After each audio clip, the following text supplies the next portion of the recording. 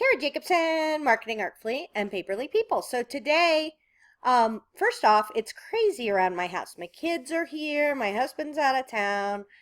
We got all the normal doggies and kitties and things like that. And I will tell you that this is one of those days where having a worksheet to use just makes everything better. So I'm setting up a sales funnel for my blogging planner. So what that means is I want to sell blogging planners. They're going to be my upsell at the end of this internet marketing. And what happens is this is kind of a normal, if you watch the internet, watch the big guys, you'll see where they do give a free offer and the landing page, and do you do in your Facebook ads, are you going to do a Facebook ad? And then the tripwire is a very small item you're going to sell, $3, something like that, and then you go to your upsell. And what I do is as I go through, if I have my free offer done, so say I have a PDF of a blog post that's really good, and they can get that for free for giving me their email address. So I would do that. Do I have a landing page? Did I make a special fancy landing page? A lot of times I'll use lead pages for that to make a really beautiful page. And then the tags.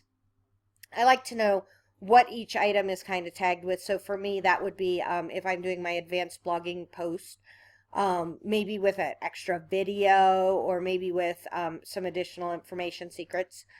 People love those. And then a Facebook pixel, Facebook ads. Did I do the graphics for it and the video? And then do I have it set up so that it's going to go, the success page, so thank you page, needs to go to the next offer I'm going to do, right? So the nice thing about these little squares is I use them all the time. So if something's completely done, I fill it in completely. If I've started it but not finished it, then I do a diagonal of the bottom and color in the bottom. Now the reason why that's so important is we have all kinds of stuff that go on in our day, and you could, and I don't get 5 hours to do something all at once. I have to kind of start and stop and start and stop. So if I know I started a landing page, I know to go look at lead pages to see if it's already started, or it could be a page on my website. I know there's already a draft sitting there. If it was completely filled out, I would know it was done, and then I just need to have that URL for it, right? And then my tripwire would be, like I have a $3.50 product that is for how to write a blog post. So that could be a very small item that they could purchase. Do I have all those things done? And then the upsell would be finally, if they bought this one, then the thank you page would be to the blogging planner. Excuse me. So I make follow-up emails for that, and I want to know that they're all done. So for this one, this is the fulfillment. So I would say thank you for ordering or thank you for requesting it. And I do want to wait 15 minutes because a lot of times on that thank you page, I have a little video explaining the next thing, and I want to have a couple minutes to do that. And then I like to wait 4 days. 4 days is far enough apart that they're not going to get offended.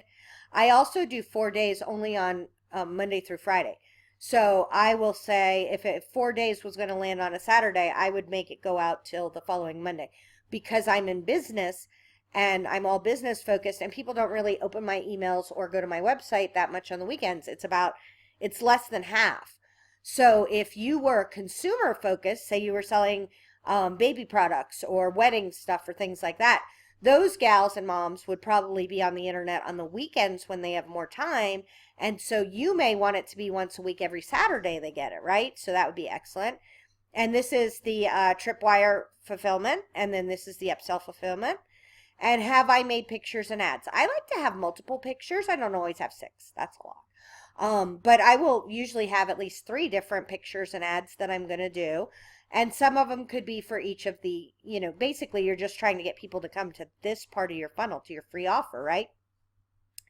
And then my social media posts and then, so did I make a post? And then after that, did I post it on Facebook, Twitter, Instagram, Pinterest, and LinkedIn? And then just notes for myself. And then I also have this one, which is, so that is a whole, like you're doing a whole campaign. So for me, sometimes it's a lot smaller than that, right? So for me, this is what happens a lot, is I just have a theme. So say blogging, right? And did I write the blog post for it? And am I going to give a free offer on that page? and am I selling something? So this is more, hey, less that I'm making, 6 emails and all this stuff, more that on that one page, I'm going to do a content upgrade is what it's called, where you have that little, hey, get my free this, and it's very short. So this one is just visually for me. Did I do the blog post? Were the social media done? Is the graphics done for it? And then how many days am I going to wait, or am I going to wait a week? And then I send them the free offer email. And then, the tripwire, all of that happens in the upsell. So that's kind of going on over there. And then here's the email. I might send them a few emails, and then that's kind of it. So this is not as big a deal. This is much smaller. And I tend to use this one more. Like I have one or two big campaigns probably a year, every half a year. And then I have lots of these little ones. And so I like having both worksheets. I tend to use this one a lot more because I'll write a blog post and think, oh my gosh, this would be perfect for my blogging planner people.